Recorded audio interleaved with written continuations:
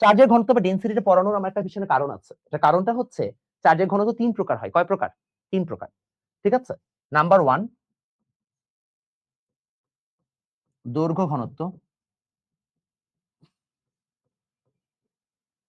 লেংথের density.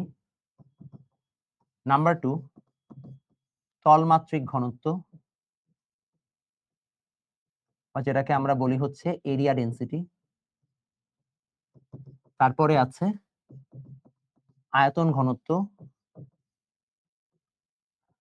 যেটাকে আমরা বলি ভলিউমেট্রিক ডেনসিটি। সো দিন শেষে যদি তোমাকে বলা হয় যে চার্জের ঘনত্বের একক কি বা ইউনিট কি, ইউনিট কিন্তু স্পেসিফিক না, ডিপেন্ড করতেছে কোন ঘনত্বের কথা আমরা বলছি। যদি আমরা নর্মাল ঘনত্বের কথা বলি ল্যামডা, তাহলে কিউ বাই এল, তো সেখানে আমাদের একক হচ্ছে কুলম্ব পার মিটার। যদি আমরা এই এরিয়া ঘনত্বের কথা বলি, যেটাকে আমরা সিগমা দ্বারা প্রকাশ করি, ইন দ্যাট কেস হচ্ছে যে Q by A, coulomb per metre square. আর যদি আমরা এই জায়গায় ভি দ্বারা প্রকাশ করি ভলিউমেট্রিক, কিউ বাই এ, সেটা coulomb per metre cube. So technically এখানে তিনটাই সম্ভব, মাথায় থাকবে সবার। তিনটে কি বললাম আমরা? সম্ভব বললাম। সো এই গেল হচ্ছে আমাদের টপিক 3 এর ব্যাখ্যা। আমি এটা কোনো ম্যাথ করাবো না, এটা ম্যাথ আসলে আপনারা পারবেন, ইটস ইজি। আমি জানি এটা আপনাদের খুব একটা সাফার করতে হবে না। আসেন আমরা টপিক 4 এ যাব। টপিক 4 হচ্ছে যে আমাদের আহিতকরণ। টপিক 4 কি? আহিতকরণ। আমি সব টপিকই টাচ করে দিচ্ছি। আহিতকরণ বা যেটাকে আমরা বলি ইলেকট্রিফিকেশন।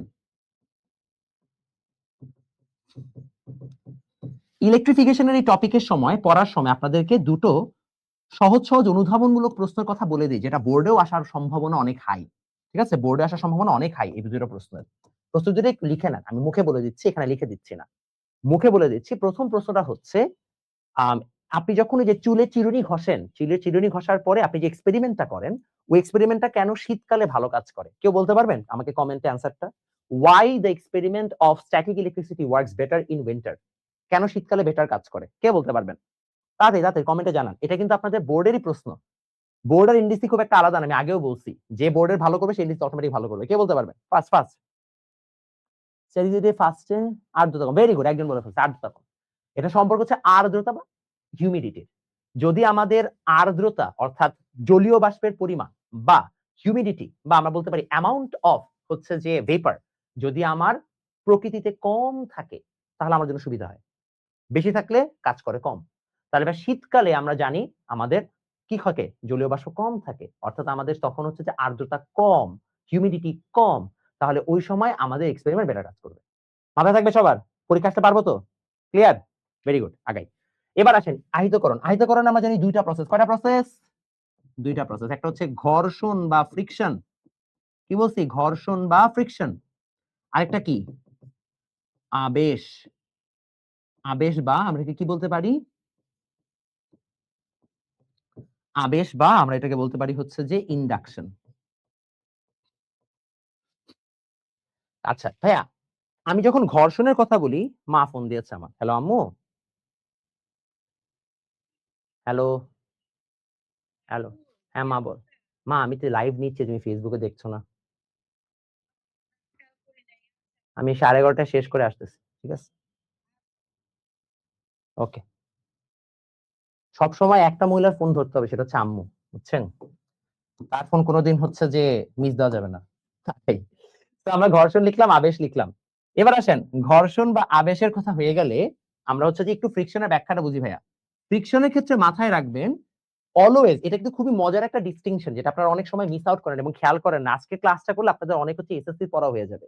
সেটা হচ্ছে ভাইয়া ঘর্ষণের ক্ষেত্রে আপনি সাধারণত চার্জিত বস্তু দ্বারা, চার্জিত বস্তু দ্বারা অনাহিত বস্তুকে আহিত করেন। অনাহিত বস্তুকে কি করেন? আহিত করেন।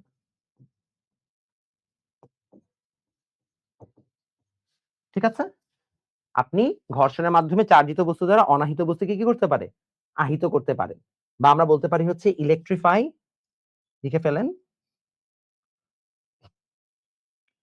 Electrify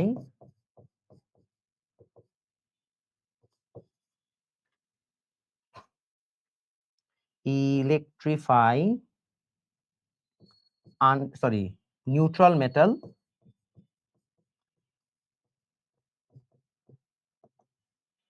using charge material.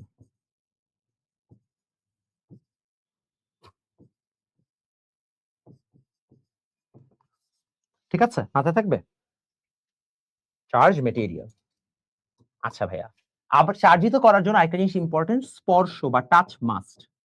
স্পর্শ বা টাচ মাস্ট, ঘর্ষণের জন্য স্পর্শ বা টাচ মাস্ট। ঠিক আছে, আবেশের ক্ষেত্রে স্পর্শ বা টাচটা দরকার নাই। আবেশের ক্ষেত্রে আমরা স্পর্শ বা টাচটাকে আমাদের কোনো ধরনের দরকার নাই, বিকজ আবেশের ক্ষেত্রে আমরা হচ্ছে সাধারণত কি করি, আমরা হচ্ছে স্পর্শ ছাড়াই এটাকে তড়িৎগ্রস্ত করে ফেলি। তো উইদাউট টাচ, উইদাউট টাচ মাথায় থাকবে সবার, উইদাউট টাচ। ওকে, এটা গেল হচ্ছে যে আমাদের আইডিয়া। সরি, একটু ভুল বলছি, একটু ভুল বলছি। এটা হচ্ছে যে অনাহিত বস্তু থেকে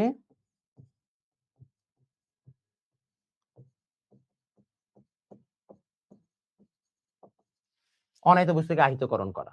একটু ভুল বলছি, আহিতকরণ একটু ভুল বলছি। এখানে হচ্ছে যে আমাদের দুইটাই হচ্ছে যে কি থাকবে, নিউট্রাল অবজেক্ট থাকবে। এখানে দুইটাই নিউট্রাল, আর এই জায়গায় আমাদের হচ্ছে যে ওয়ান চার্জড ম্যাটেরিয়াল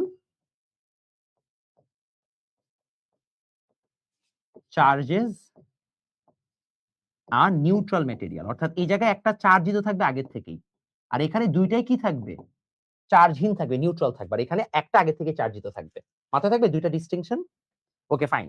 এখন আপনাদের জন্য আবার একটা পপ কুইজ। আমাকে বলেন, ঘর্ষণের মাধ্যমে বা ফ্রিকশনের মাধ্যমে এই যে একটা বস্তু চার্জিত একটা বস্তু চার্জিত হচ্ছে না, মানে একটা চার্জ মানে পজিটিভ চার্জ একটা নেগেটিভ চার্জ হচ্ছে, এটা পিছনে কারণ কি, কে বলতে পারবেন? রিজন কি, কে বলতে পারবেন? কেন?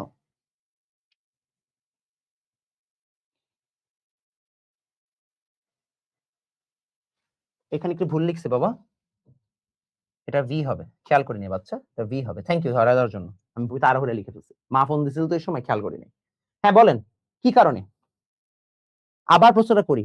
আবেশ? না না না না না, এই যে একজন ঠিক বলছে, একজন ঠিক বলছে, সেটা হচ্ছে আমাদের ইলেকট্রন আসক্তি। ইলেকট্রন নেগেটিভিটি না, ইলেকট্রন নেগেটিভ না, ইলেকট্রন নেগেটিভ হচ্ছে তড়িৎ ঋণাত্মকতা, ইলেকট্রন আসক্তি, ইলেকট্রন অ্যাফিনিটি।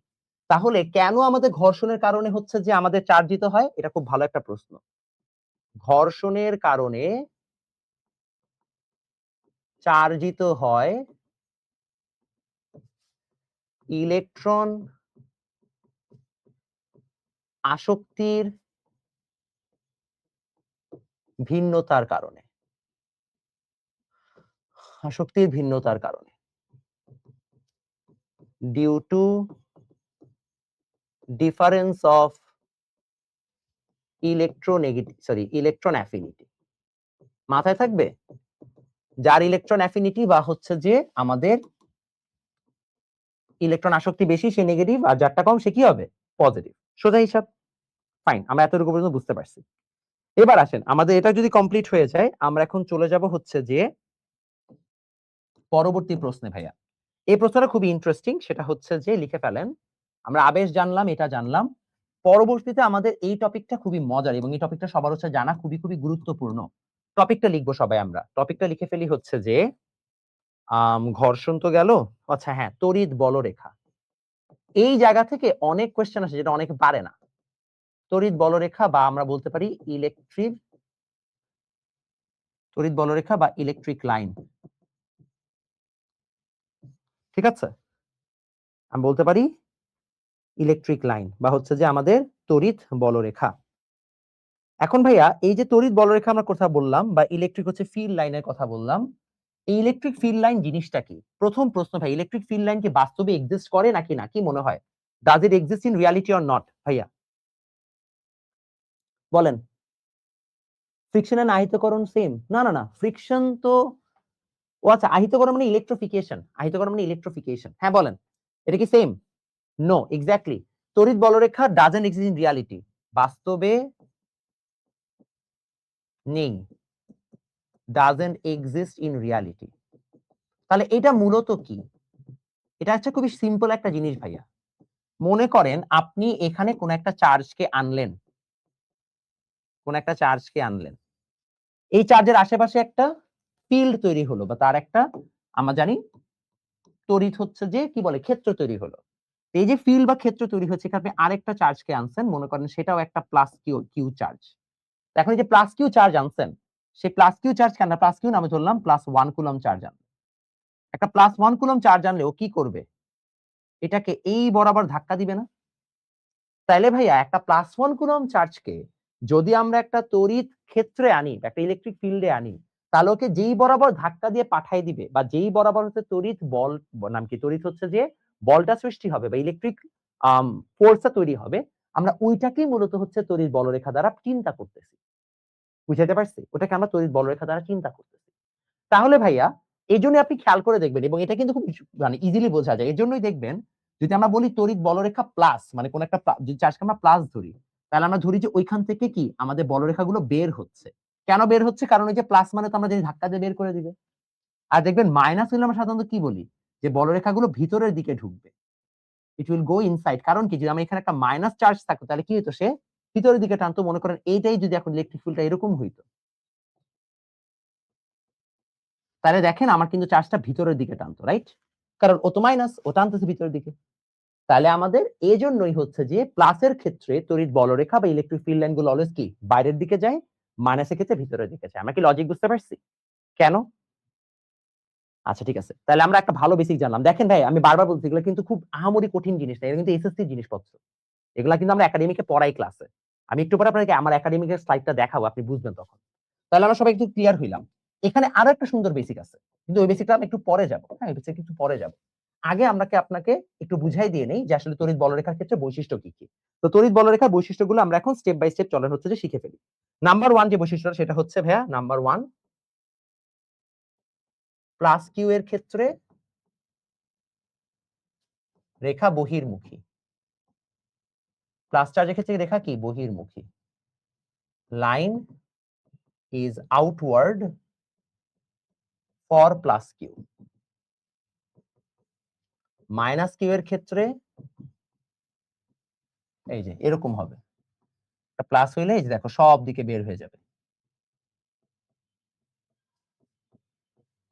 সোজা স্ট্রেট বের হয়ে গেছে। ঠিক আছে, বাঁকা হবে না, সোজা বের হয়ে যাবে। কারণ কি, ওই যে একটা চার্জের দিকে ধাক্কা দিচ্ছে। মাইনাস কিউ এর ক্ষেত্রে রেখা কি হবে, অন্তর্মুখী, inward for minus Q charge. তাহলে এটা মাইনাস কিউ, দেখো রেখাটা অন্তর্মুখী। ঠিক আছে, ওকে ফাইন। নাম্বার 3 ভাইয়া, চার্জ যত বেশি বলরেখা তত বেশি। Field line number proportional to charge. Number 4,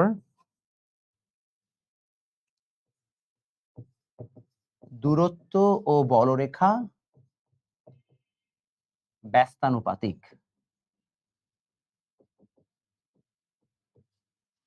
Distance and field line inversely proportional. এগুলা কিন্তু ঠাড়া মুখস্থ থাকতে হবে। এখান থেকে যেমন এসএসসি তে অবজেক্টিভ আসবে, এমডিসি তেও আসবে, যদি আসে আর কি। তাহলে দেখেন এটা খুবই সোজা জিনিস, এটা কনসেপ্টটা খুবই মজার। এটা একটা প্লাস কিউ চার্জ, আমি মনে করি এরকম করে অনেকগুলো বলরেখা বের করলাম। এখন চিন্তা করেন, আমি যদি এখন এই জায়গায় দুইটা এরকম ড্র করি, একই লেন্থে দুইটা ড্র করছি, রাইট?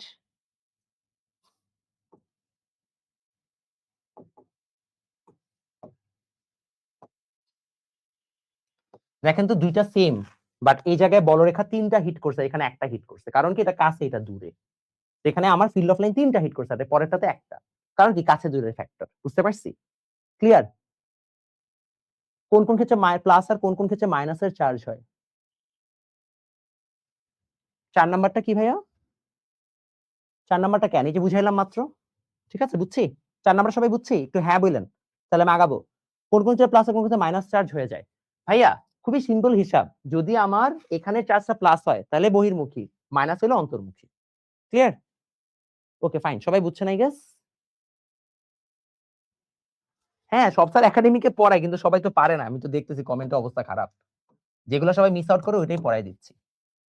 ওকে ফাইন, তারপরে আসেন, এটা শেষ হচ্ছে যে আমরা 5 নম্বরে যাব। 5 নম্বরের কনসেপ্ট হচ্ছে ভাইয়া, আমাদের সাধারণত একটা চার্জের বলরেখা অন্যটা দিয়ে খণ্ডিত হবে না।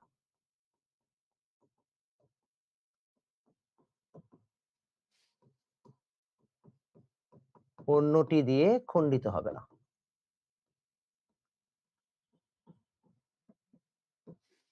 One field line will not be intercepted by another. মাথায় থাকবে সবার? সেই আমাদের বলরেখার কনসেপ্ট। একটা খুব সুন্দর কোয়েশ্চেন আপনাদেরকে এখন আমি করব। কোয়েশ্চেনটা হচ্ছে এরকম।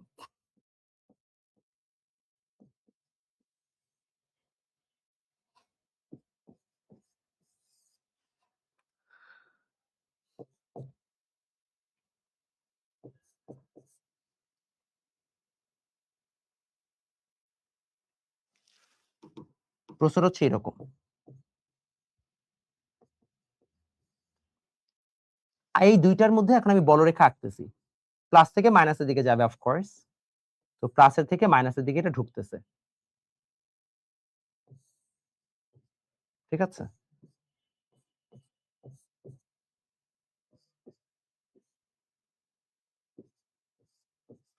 এইটা আর এটার মধ্যে পার্থক্য কি হবে? এইটা আর এটার মধ্যে পার্থক্য কি হবে? সেম আসবে অ্যান্সার, মানে বলরেখা, নাকি ডিফারেন্ট হবে? কি মনে হয়? কে বলতে পারবেন? সেম নাকি ডিফারেন্ট, জাস্ট এটা বলেন।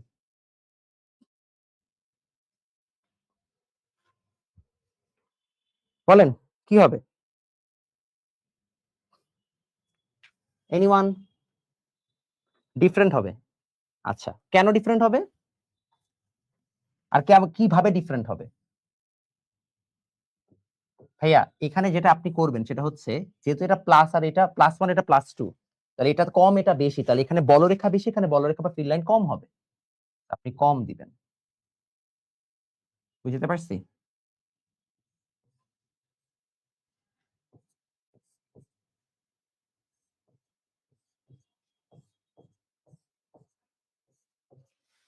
বুঝতে পারছি। এখানে কম, এখানে কম, এখানে কি হবে? বেশি হবে। সো আপনি এটা দেখাবেন, এবং এটা কিন্তু টেকনিক্যালি সিলেট বোর্ড 25-এর পরীক্ষায় আসছিল। তো যারা আপনারা প্রিপারেশন নিচ্ছেন, যদি আপনি এসএসসি 26 ব্যাচের হন এবং যদি আপনি কোয়েশ্চেন না পারেন, তাহলে আপনার বাইন্দা পিরানো উচিত। একবারে বাইন্দা পিরানো উচিত। যে বেটা তুই এত কিছু পড়লি, তুই 25 সালের কোয়েশ্চেন কেন পারিস না? আর সত্যি করে বলো, কে কে 25 সালের কোয়েশ্চেন এটা আগে থেকে করো নাই? অনেস্টলি বলো, অনেস্টলি বলো তো, কে কে যেটা 25 সালের কোয়েশ্চেন আগে করো নাই? তোমার সামনে 26 ব্যাচের তোমাদের পরীক্ষার্থী কে কে? কে কে এই মাতবর আছেন? করি নাই। এই যে বেটা, এই জন্যই বলি বাবা যে এসএসসি পরীক্ষায় কোয়েশ্চেন আসলে এমন সহজ আসে না। ঠিক আছে?